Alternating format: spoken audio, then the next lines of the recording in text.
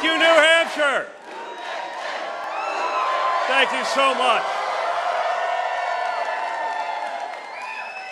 One more time for our phenomenal New Hampshire State co-chairs. Thank you for your leadership and thank you for your commitment.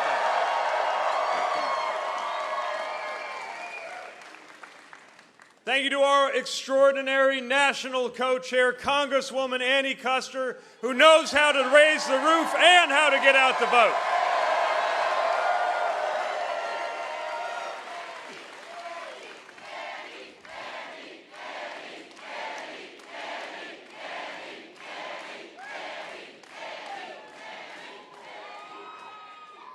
And thank you to Chasten, the love of my life, who keeps me grounded and makes me whole.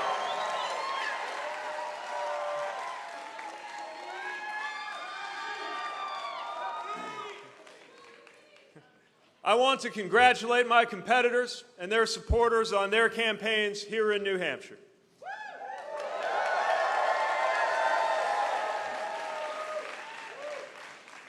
I admired Senator Sanders when I was a high school student. I respect him greatly to this day, and I congratulate him on his strong showing tonight.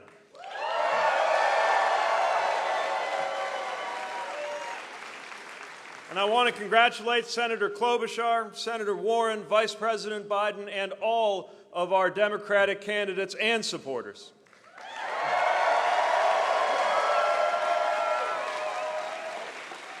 And I know that we all share the spirit that we heard from some of our volunteers at a poll site earlier today who welcomed a competing candidate with chants of vote blue no matter who. We are on the same team.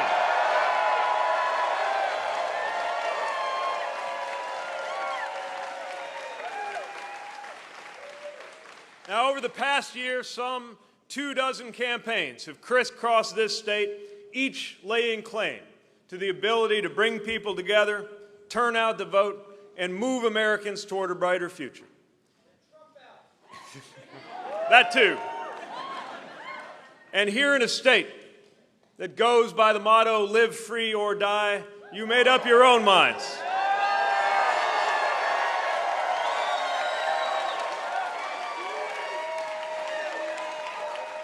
You asserted that famous independent streak. And thanks to you, a campaign that some said shouldn't be here at all has shown that we are here to stay.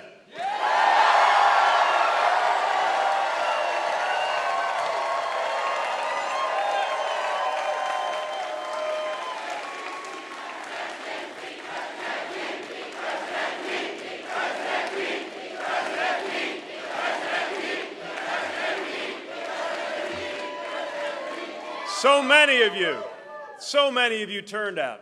Die-hard Democrats, independents unwilling to stay on the sidelines, and even some newly former Republicans ready to vote for something new.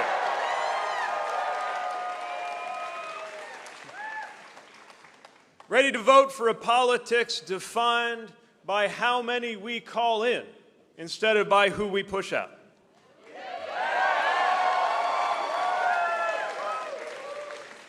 So many of you chose to meet a new era of challenge with a new generation of leadership.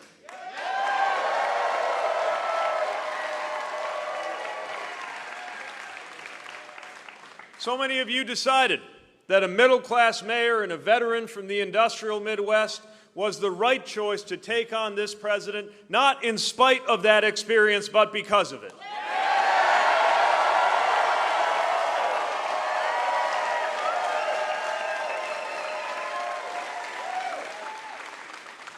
Now our campaign moves on to Nevada, to South Carolina, to communities across our country.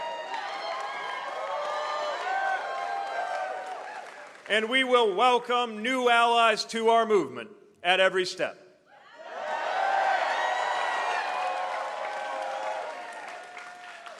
We'll go forward thanks to the work of our extraordinary team of staff and organizers and volunteers. I may be biased on this, but I'm also right. We have the finest team in politics today.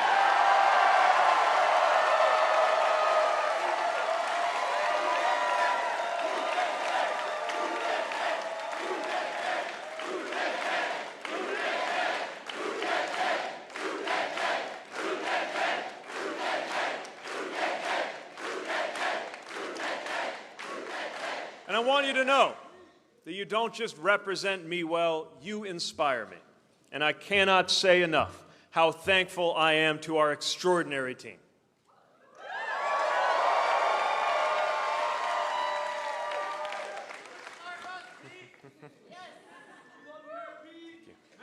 Thank you. And we know that team stretches across the country. We go forward fueled by hundreds of thousands of grassroots supporters, from the woman in Minnesota who donated in honor of the wife she lost to lung cancer, to the veteran from Connecticut who sent $19.68 in honor of the year that he served in Vietnam. This campaign belongs to them.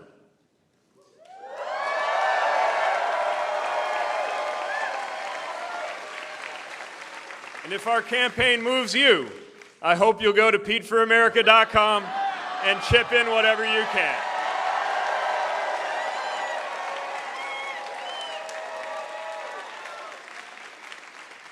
And we go forward knowing that this is our chance, our only chance. Not just to end the era of Donald Trump, but to launch the era that we know must come next.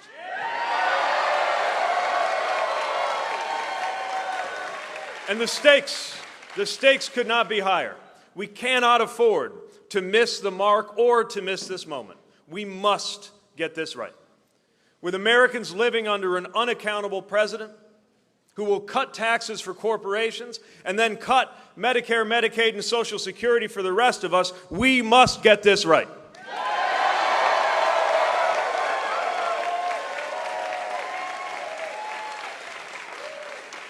When people of color fear for their own place in their own country, while infants are torn from their parents at the border, we must get this right.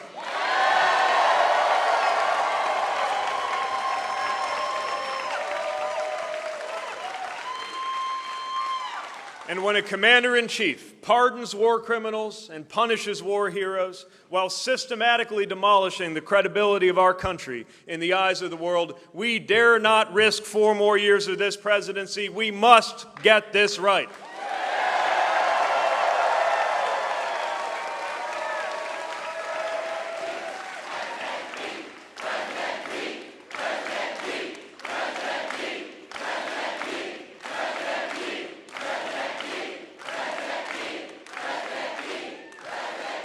Now,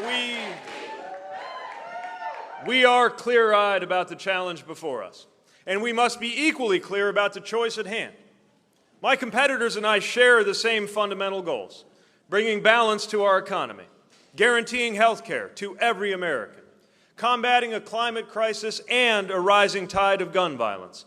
But we do differ in what we believe it will take to make that happen. In this election season, we have been told by some that you must either be for a revolution or you are for the status quo. But where does that leave the rest of us? Most Americans don't see where they fit in that polarized vision. And we can't defeat the most divisive president in modern American history by tearing down anybody who doesn't agree with us 100% of the time.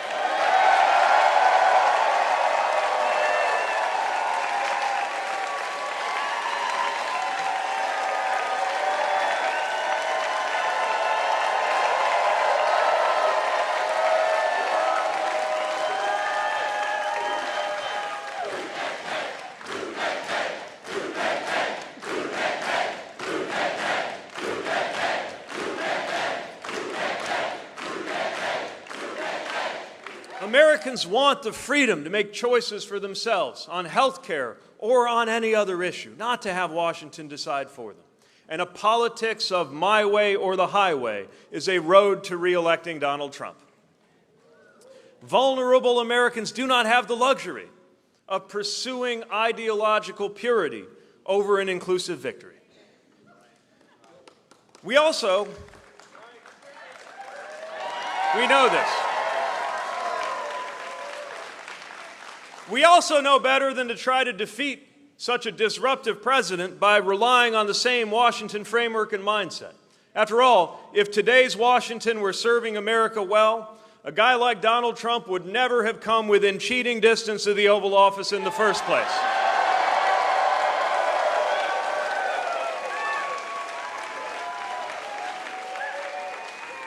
So to win and to govern, we need to bring new voices to our capital. We need to get Washington starting to work more like our best-run cities and towns rather than the other way around.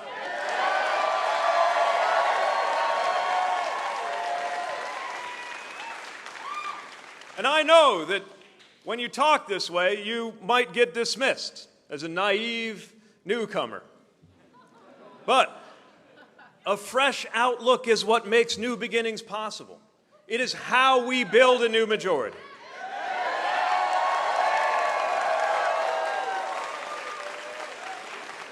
And election after election has shown us that putting forward a new perspective is how Democrats win the White House, and we will win the White House.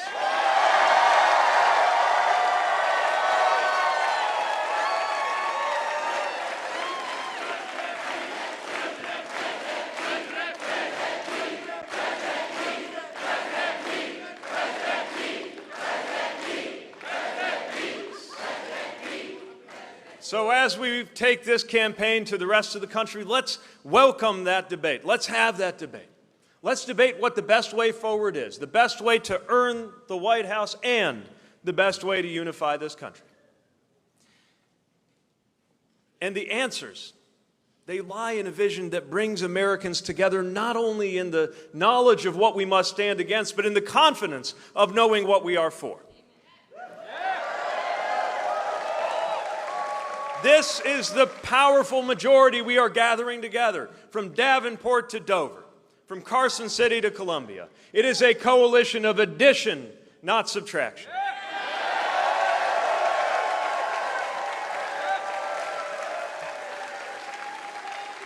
It is a movement reaching into church basements and barbershops, into universities and union halls, carrying the same values with us everywhere we go.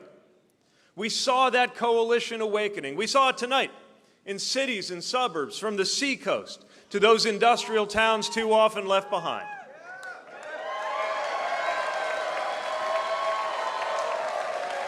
And together, we are building a future where there will be no such thing as an uninsured American or an unaffordable prescription.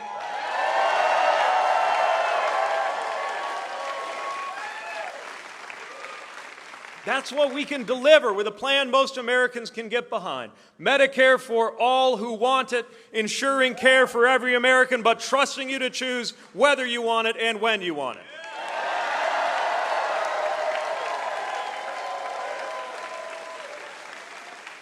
Together, we will stop enabling corporate greed and start raising wages, empowering workers, and making good on the idea that one job ought to be enough.